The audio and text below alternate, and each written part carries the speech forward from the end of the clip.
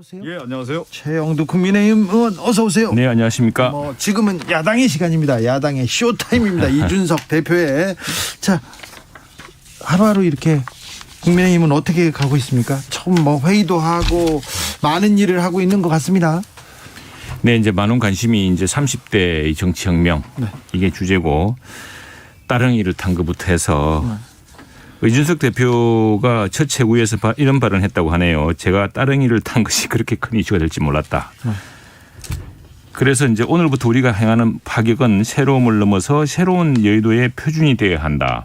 그러니까 새로운 표준을 만들고 있다고 생각을 합니다. 그래서 다양한 생각이 공존할 수 있는 그릇이 되어야 하고 변화에 대한 두려움보다는 새로움에 대한 기대가 우리 언어가 되어야 된다. 이제 이게 이준석 효과인데 이걸 계속 이제 제공해 줘야 되는 야당도 사실은 쉽지는 않을 것 같습니다. 맨날 새롭고 맨날 변할 수는 없잖아요. 그런데 이제 어쨌든 많은 사람들의 기대는 특히 30대, 20대 또 나이 드신 분들도 마찬가지입니다. 이번 여론조사를 보면 오히려 60대 이상에서 이준석 대표를 지지하는 사람도 많았다고 하는데 이 정치가 다시 일상으로 돌아왔습니다.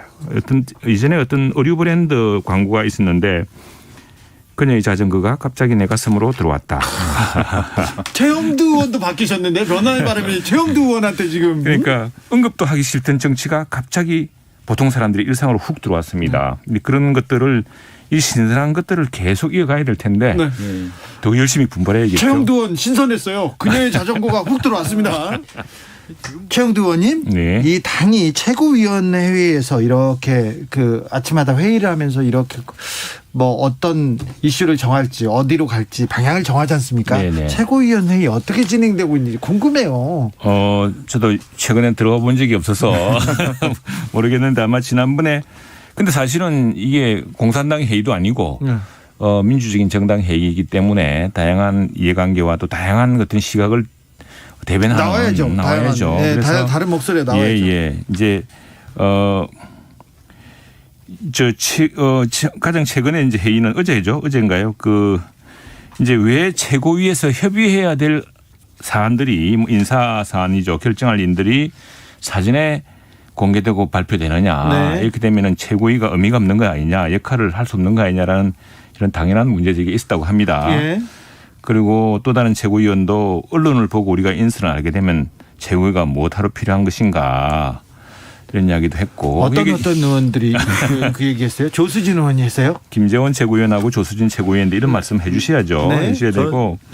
그다음에 그래서 이제 이에 대해서 이준석 대표가 저도 전직 최고위원이라 최고위원을 이제 10인 했죠. 예. 최고위원 발언을 경청하는 문화를 뼈저리게 느끼고 있다. 예. 그래서 이제 지금 정책위원장은 인선에 협의하고 있고 사무총장 인선도 진행 중인데 인사보안을 잘 지키고 있다 했는데 이게 이제 김기현 원내대표가 조금 이렇게 두둔을 해줬습니다. 지원을 해줬는데 이준석 당대표가 선출되자마자 지금 인력이 자기 사람이 한 사람 고정 인력이 한 명도 없지 않나. 그래서 당장 당대표가 어디 일정을 가져야 되고 움직여야 되는데 비서실장도 없고 브리핑 해줄 대변인도 없어서 누군가는 해야 하지 않느냐. 그래서 그렇게 정할 수밖에 없었으니까 그런 점에 이해를 해달라고 이 대표를 오히려 옹호해 줬다고 합니다. 근데 제가 김재원 최고위원이 경험이 많잖아요. 많죠. 많고 네. 청와대 정무수석도 하시고 예. 그리고 한 정권에서 중추적 역할도 하셨고. 근데 김재원 최고에 비해서 다른 분들은 사실은 의원 경험이나 좀 정치적 경험이 좀 짧기 때문에 혹시 최고위원회의가 김재원 의원 최고 위주로 이렇게 굴러갈 가능성은 없습니다. 우리 여풍당당 국민의힘 최고위원회가 되지 않았습니까? 지금 조수진 의원 또 배현진 의원 그리고 정미용 전 의원. 정미경.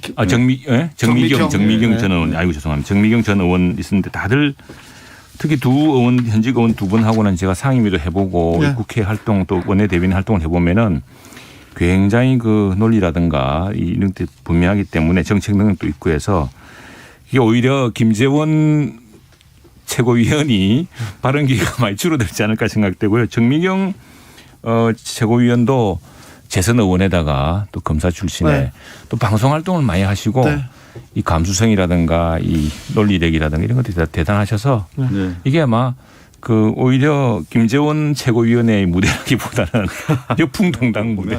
긴 호흡으로 가지 않고 짧은 호흡으로 치고 빠지는 어떤 그런 모습들이. 근데 그걸 우리 눈에 박 의원에게 띄었습니다. 조금 제가 이제 항변해야겠는데 우리는 뭐 여당을 할 기회를 주지 않았습니까? 그리고 국회에서 같이 무슨 토론을 할 기회도 충분히 없었고 그냥 180 가까운 의석으로 다 그냥 일사천리로 통과시키고 왔기 때문에 사실 우리가 정책 능력이라든가 우리 법안을 반영한다거나 하는 능력이 없었죠. 그래서 사실은 우리 당내에서는 어떤 그걸 막을 수 있는 또 여당의 실정을 제대로 비판할 수 있는 비판을 잘하는 분들이 눈에 띌 수밖에 없었고 특히 그 점에서 이제 방송도 진행도 하고 신문 기자로서 이름을 날렸던 조수진 최고위원 또 MBCS 뉴스데스크 앵커도 했던 또 배현진 최고위원 뭐 이런 분들이 이제 그런 역할들 잘 하셨고 또 정미경 의원도 패널로 뭐 패널로 활약하셨어요. 굉장히 활약을 하셨기 때문에 근데 그런 역할이 지금 야당 의원이었기 때문에 더구나 여당의 질주가 진행되던 시기였기 때문에 그런 것이고 이제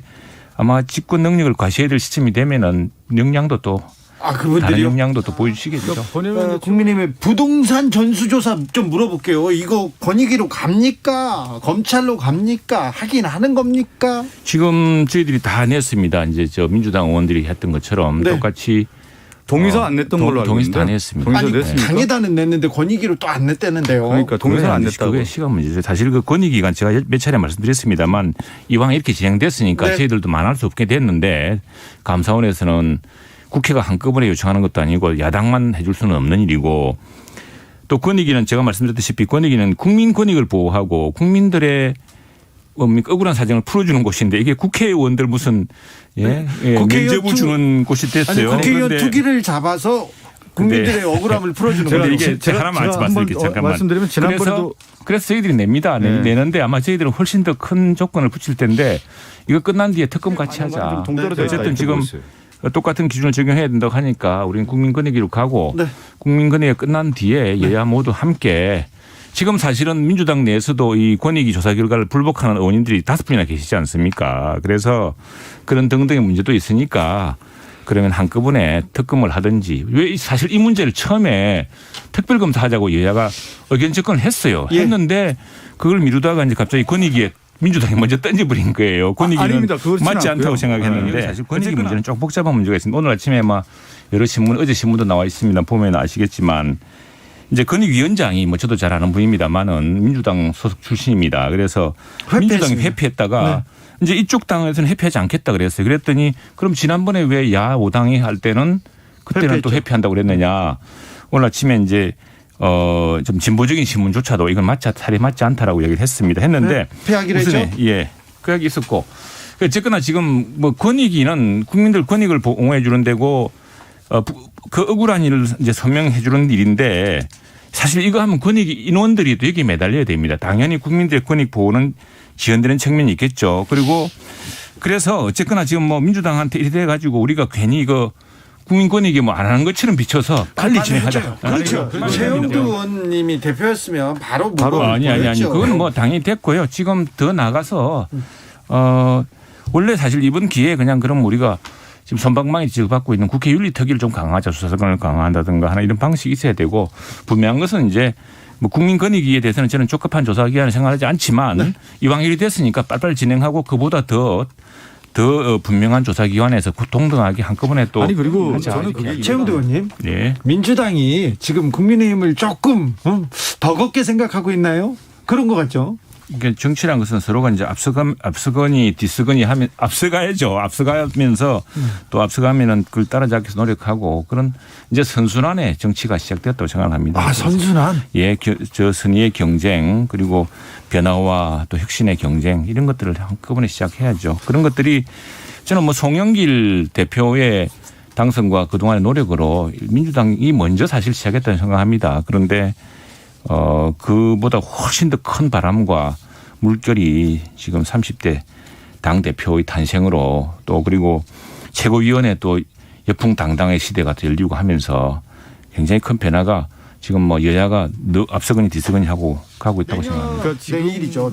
내일이 6월 임시국회 시작입니다. 이제 민생의 시간입니다. 최영두 의원님, 자 민생을 위해서 우리 국민의힘에서는 뭐 이 법은 통과한다, 이 일은 한다. 알려주십시오. 이게 지금 손실보상법 문제입니다. 손실보상법? 예. 지금 우리 국민들이 K 방역에 협조하면서 정부의 행정명령, 그러니까 방역을 위한 행정명령, 집합금지 업종에서 몇 인 이상 못 모이게 하고 몇 시까지 영업을 제한하고 이렇게 해왔습니다. 이 행정명령을 우리 소상공인과 많은 이제 그 사람들이 따라왔죠. 그다음에 그 자영업자들이.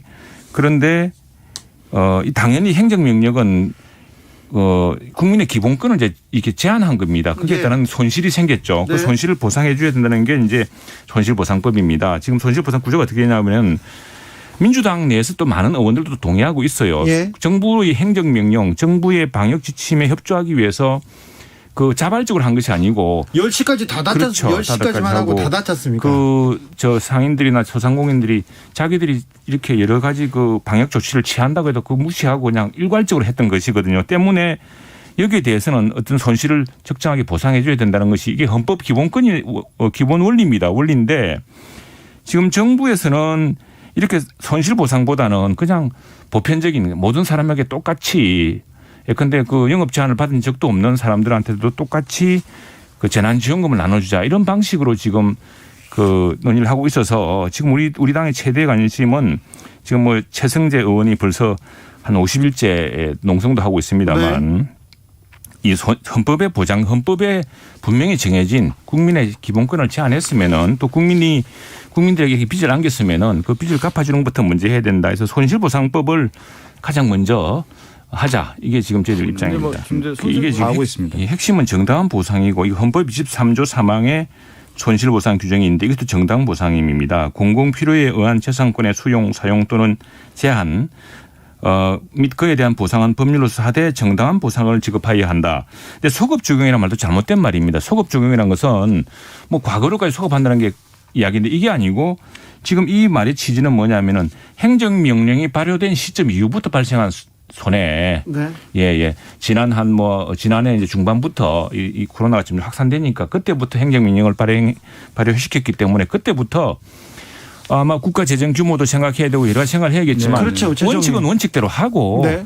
충분히 다 100% 보상을 못 해준다면 그때는 그때대로 정부가 여기에 대한 어떤 사과라든가 여기에 대한 양해를 구하는 건 다른 문제지.